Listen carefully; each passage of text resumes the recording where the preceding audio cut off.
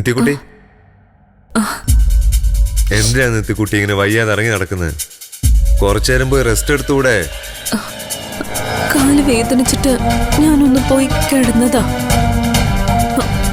അതിന് ഇവിടെയുള്ള ചിലര് സമ്മതിക്കില്ല എന്ന് വെച്ചാല് പിന്നെ ഞാൻ എന്താ ചെയ്യാ?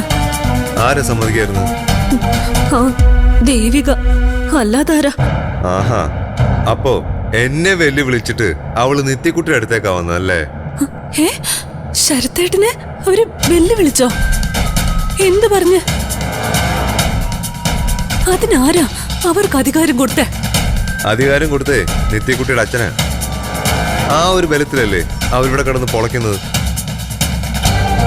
അവരെന്നോട് എന്താ പറഞ്ഞതെന്നറിയാവോ? എത്രയും പെട്ടെന്ന് ഞാൻ ഈ വീട്ടിൽ നിന്ന് പോയില്ലെങ്കിൽ അവരെന്നെ ഇവിടുന്ന് അടിച്ചിറക്കുമെന്ന്.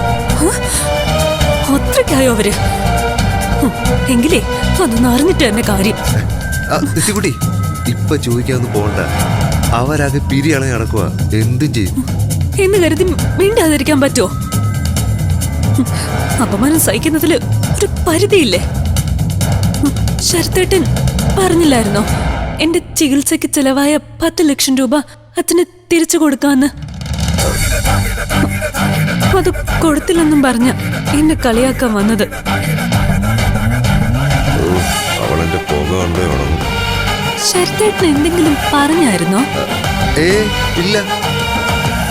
അല്ല, ഞാൻ പറഞ്ഞില്ലേ പണ്ട് പലരും കയ്യിലായിട്ട് കിടക്കുക. അതൊന്ന് കറങ്ങി തിന്നി വരേണ്ട താമസം. അതെനിക്ക് അറിയാം. പക്ഷെ അവരെന്താ പറയുന്നതെന്ന് അറിയാവോ? എന്താ? ശരത്തേട്ടനും അമ്മയും പറയുന്നതെല്ലാം കള്ളുമാണ്, കയ്യിൽ നയാ പൈസ ഇല്ല എന്നൊക്കെയാ. പിന്നെ അമ്മയുടെ ആഭരണങ്ങളെല്ലാം മുക്കുകൊണ്ടാണെന്നും അവര് പറഞ്ഞു. മുക്കോണ്ടുണ്ട് ഗതിയോടൊന്നും എന്റെ അമ്മയ്ക്ക് വന്നിട്ടില്ല.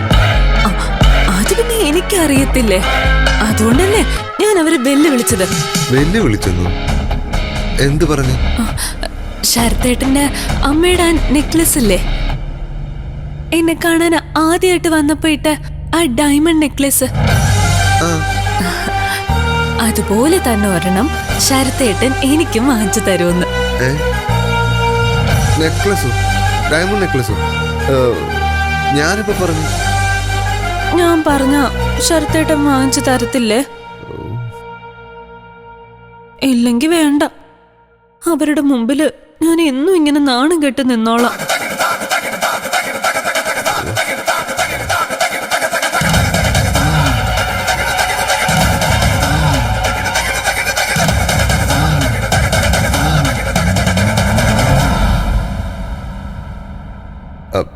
എന്റെ നിത്യക്കുട്ടി അങ്ങനെ നാണം കെട്ട് നിൽക്കാൻ ഞാൻ സമ്മതിക്കൂ? 10 ലക്ഷം രൂപയും ഒരു ഡയമണ്ട് നെക്ലസ്, അതല്ല ഇപ്പോഴത്തെ ആവശ്യം? അതെ, ഇത് രണ്ടും ശരത്തേട്ടൻ കൊണ്ടുവന്ന് തന്ന അവരുടെ വായടയും. അവളെ ഞാൻ വായടയ്ക്കും എന്നേക്കുമായിട്ട്. നിത്യക്കുട്ടി ധൈര്യമായിട്ടിരുന്നു. ഏറ്റവും അടുത്ത ദിവസം തന്നെ നിത്യക്കുട്ടി ആവശ്യപ്പെട്ട 2 കാര്യങ്ങളും ആ കൈവെള്ളെ ഞാൻ വെച്ച് തരും.